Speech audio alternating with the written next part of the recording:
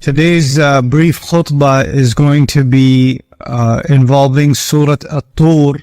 Allah Azza wa Jal in many surahs describes the scene of Judgment Day. And this is one of those surahs. Its opening describes the scene of Judgment Day. Humanity is coming out of their graves, and now Allah says, فَوَيْلٌ يَوْمَئِذٍ لِلْمُكَذِّبِينَ, and the worst destruction and how terrible things are going to be on that day for people who used to call the truth a lie. You think of da'wah means you're inviting people to the truth. A mukaddib is inviting people to accept that the truth is a lie. They're doing a negative campaign. They're doing a batil campaign. So it's not just that they don't accept it themselves, they try to convince others also that it's untrue. Now, why do people reject the truth? It's not because people are evil. You and I, even though we're Muslim, but within Islam, within your family, somebody comes and tells you something that's true, but if you accept it, your father's not going to like it. Or if you accept it, you might have to quit the business. Or you might lose some money. Or you might have to pay somebody back. There's a price to pay. So now what do we do with that truth? Nah, that's not true. No, that didn't happen. And now you know deep inside, you know that you're wrong, but to make yourself feel better, you promote that you're the one who's right and the truth is also actually false. This is a way of defending yourself. So that's one description of people on Judgment Day that will not be able to hide what they used to do. وَيْلٌ يَوْمَئِذٍ لِلْمُكَذِّبِينَ. But then Allah gave them a second description. And this is where things get very interesting in the surah. The description here is الَّذِينَ هُمْ فِي خَوْضٍ يَلْعَبُونَ.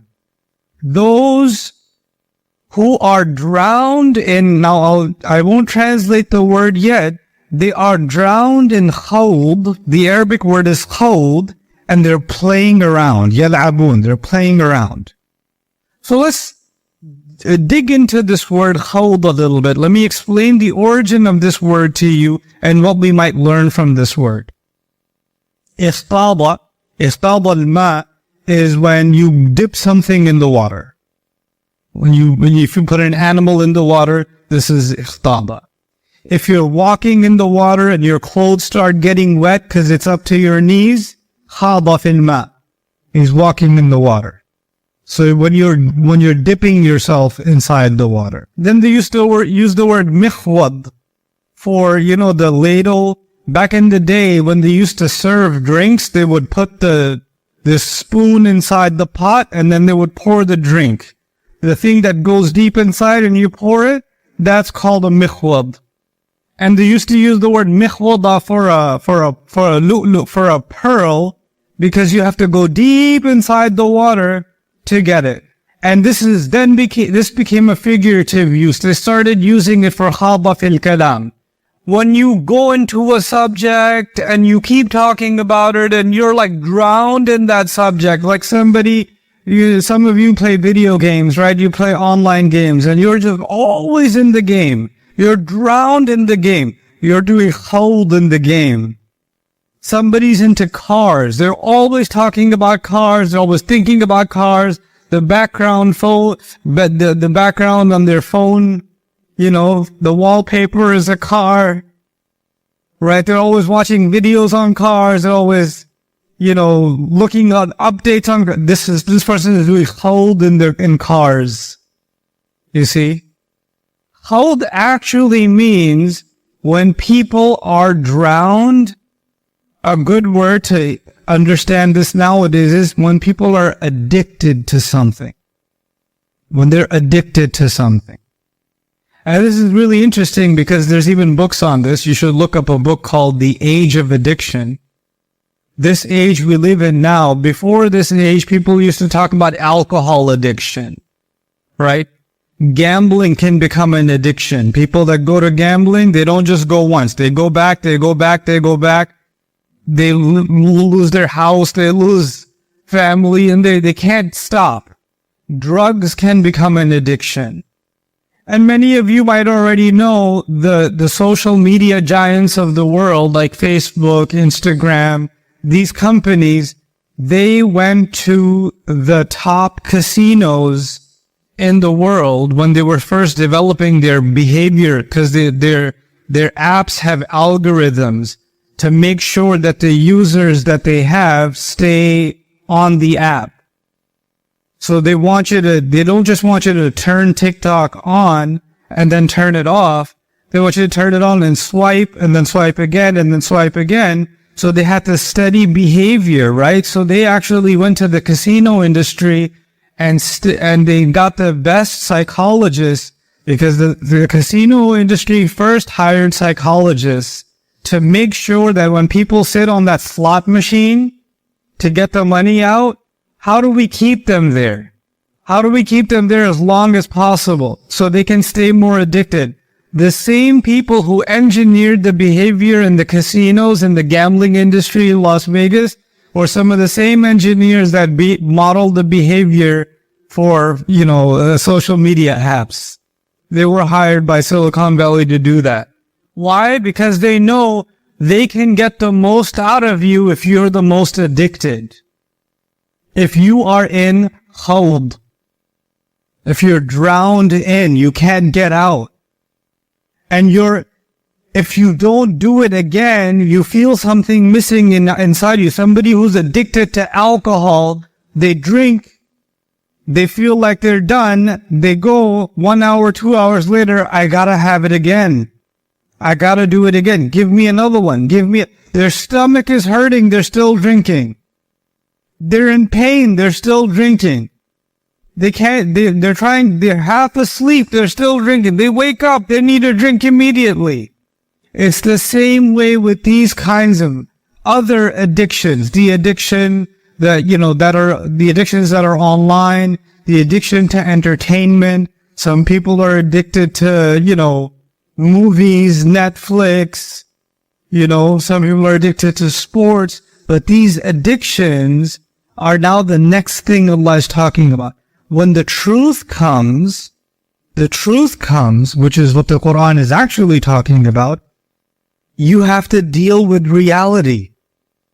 You have to take responsibility for your actions. I have to take care of how am I going to spend my day? How am I going to spend my night? I have responsibility to myself. I have a responsibility to Allah. I have a responsibility to my family. I have to take care of all of these things. But if you don't want to accept that truth and you want to escape reality, you can go find yourself lost in one addiction or the other. And you can go inside of a khawd. Even to the point where, you know what some people do? If they hear a little bit of, you're at a gathering, cause Eid, a lot of people had Eid gatherings. They got together, family got together, they're sitting and talking. And somebody brought something up about Allah's deen.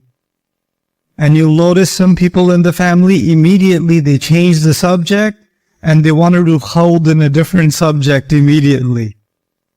And they want to talk about it. And they'll, oh no, what about that UFC fight? What about this game? What about this movie? Oh my God, that was amazing. And they want to keep talking about it. And if they do talk about the deen, they talk about the deen as a joke. It's like it's something funny to talk about. Even then, Allah even describes, حَتَّى يَفُوضُوا فِي حَدِيثٍ غَيْرِهِ. Don't talk to them when they're talking about shirk until they go and start diving into some other subject. They want to get immersed in this and this and this. Now you and I have to ask ourselves, this is not a criticism of humanity. It's just you and me have to think about ourselves. Whatever I'm diving into every day, does it have a purpose or is it just me playing around? That's the real question I have to ask myself. Judgment Day, Allah says, وَيْلٌ يَوْمَئِذٍ لِلْمُكَذِّبِينَ الَّذِينَ هُمْ فِي خَوْضٍ يَلْعَبُونَ. They were drowned in things and they kept playing around. And every time the Quran was being called to, The truth was being called to. Responsibility, because Judgment Day is all about responsibility, isn't it?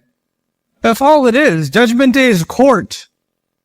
And what happens in a court? The judge tells you you are responsible for what you did.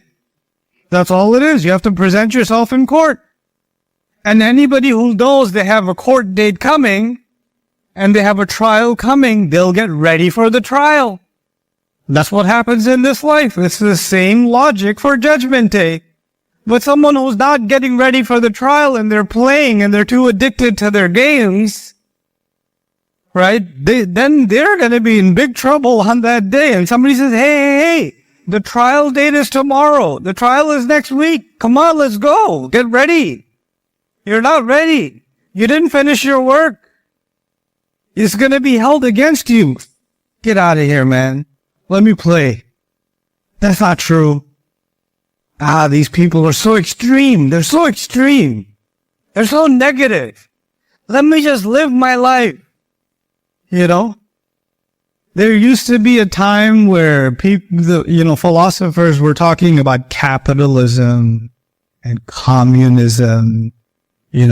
Atheism came. Now we're in a new world. We're in emotivism. Your emotions are the new religion. Let me just feel good, man. I just want to feel good.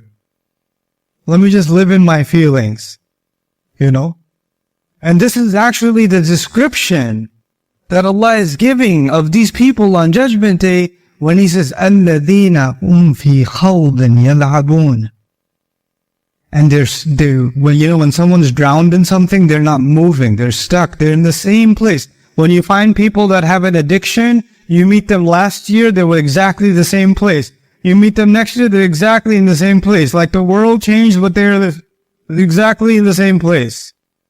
You know what? When people don't move, then Allah will make them move. So He says, وَالَّذِينَ يَوْمَ يُدَعُونَ إِلَى نَارِ جَهَنَّمَ دَعَى. They'll be pushed towards the fire of hell.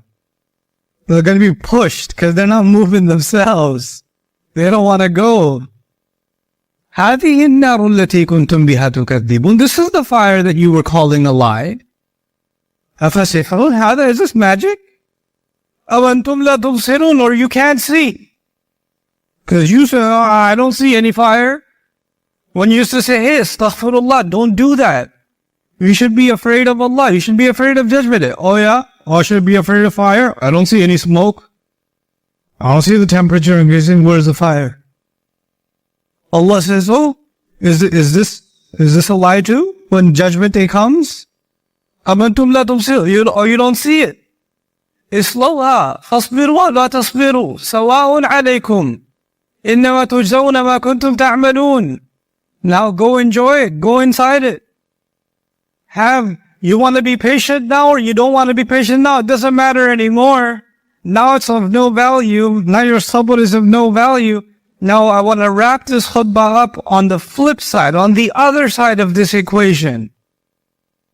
Is what Allah says is going to be the people that are not in trouble on Judgment Day. Allah says, إِنَّ الْمُتَّقِينَ فِي جَنَّاتٍ وَنَعِيمٍ. That's all He says. People that protect, the people of taqwa are in Jannah and they're relaxed. That's what He says. And the rest of the ayat are a description of Jannah, which may be for another time.